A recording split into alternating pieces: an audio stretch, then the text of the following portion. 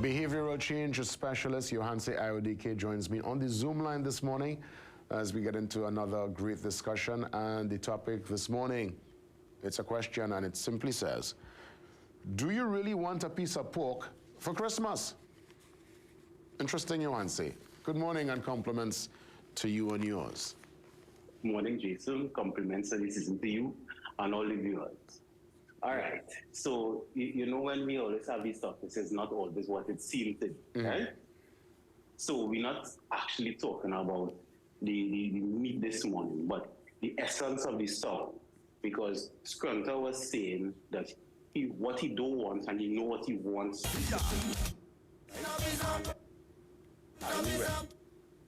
They have all year round.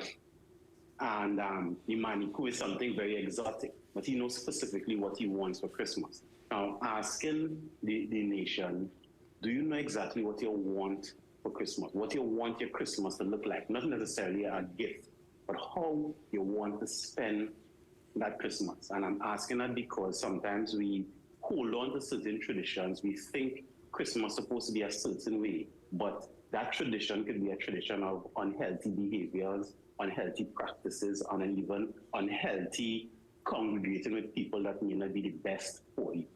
Interesting, because again, Christmas is a time where it's a lot of emotions at play. For many, it's a happy time. For many, it's a very sad time. For many who, again, you've grown accustomed to a particular tradition, and the person who would have set that tradition might not be here with us anymore. Right. Sometimes people are far removed. Sometimes relationships come to an end. So there are many people come Christmas, they spend it either, well, it could be alone, or you're among a lot of people and you're just still very much far removed emotionally and your mind is somewhere else.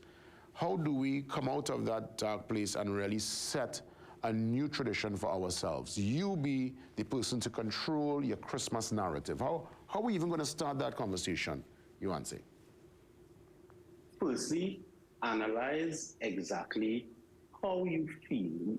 Remind yourself of the Christmas time before the pandemic. And I'm using the pandemic specifically because of the unique situation we had in that year, right? That Christmas was spent differently. And for myself and even a lot of people around me, they realized that Christmas could be something different because of different circumstances. So some new traditions were created then. But I'm asking, firstly, analyze how you felt before the pandemic, before you thought that, you know, Christmas had to be a certain way. Things had to be a certain way or else it was not Christmas. But because of the new circumstances, you were able to see yourself outside the box, step outside the box and do something different. And I realized even that year, people spent a lot less money and were a lot less lavish, and they survived. Even some people say, no, I realized I didn't really have to buy so many things and spend so much money for Christmas. Why are we so materialistic for Christmas, Johanse? Why is Christmas and buying and going all out on this big spend? I mean, obviously, yes, end of the year, I would imagine. Everybody wants a kind of fresh start and you want to go into the new year with that sense of optimism and that renewal. But how do we sometimes, well, I can't say change our mind per se, but balance that material element that is so part of the Christmas fabric?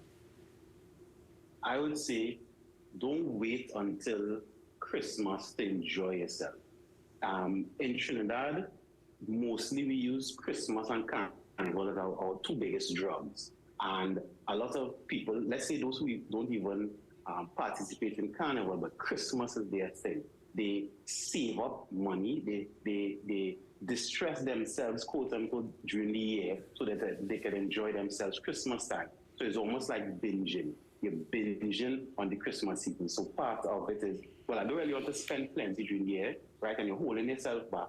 And then you spend so much during Christmas. I don't really want to enjoy myself during the year, but for Christmas, I'll go all out and just release myself. So my solution to that is balance, you know. You don't have to wait until Christmas to enjoy yourself. You can enjoy yourself during the year. You don't have to wait until Christmas to clean. You can clean a little bit during the year. You don't have to wait. And sometimes we wait on life and wait on things and then end up binging and overindulging.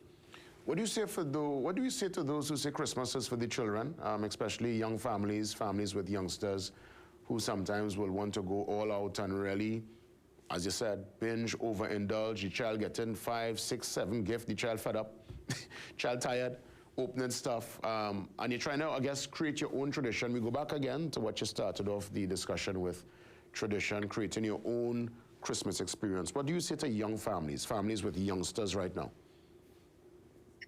I would say Christmas is for everybody, you know, because even if you enjoy seeing children get gifts, right, your enjoyment is part of the excitement. So, you know, you have some people who they don't really eat that much, but they love cooking and seeing people eat. So everyone has their specific thing that they enjoy, and that's why I ask the question, know what you really want for Christmas, because you don't have to enjoy Christmas the way people say you should, but instead find that thing or thing that you really enjoy. Again, some people like to cook, some people like to eat, some people like to decorate, some people like to sleep. Find that thing that makes you comfortable for Christmas. Because if you're looking forward for something all year, it should be something that brings you peace. It should be something that is good for your mental health. What's your advice to those in, I would say, financial straits? Really, they can't step up to the table this Christmas. I mean, all the food and the gifts and all that comes with it, it's really unreachable. How can that person still truly appreciate and enjoy the season? This may sound a bit cliche, but give thanks for life, because it don't make sense going into January in more debt, distressing yourself. It don't make sense going into the season distressing yourself because of what you don't have.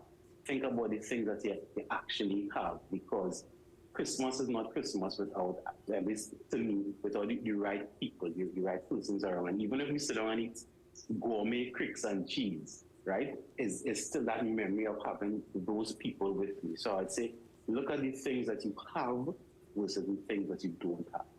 Mr. Closing argument this morning, Yohansi, as we wrap up this interesting one. Again, do you really want a piece of pork for the Christmas? Go right ahead. Don't make life complicated this Christmas. Know what you want. Even if you had certain traditions, analyze to see if those traditions really brought you joy and is really something you want to hold on to. Because even though life is not easy, it's really not that hard. Thank you for listening. Yohansi Aodike, sincere thanks as always. Have a great one, God spare. We will chat again next week for more inside our Mental Health Matters series. All the best, Yohansi. That's right. Again, advice from our behavioral change specialist, just giving us different scenarios and ways we could approach the Christmas season. Up next, your Jingle Jam giveaway. Yes, get ready to call. I mean, Christmas is a time of giving. We're going to give you a chance to win big. Time to touch base.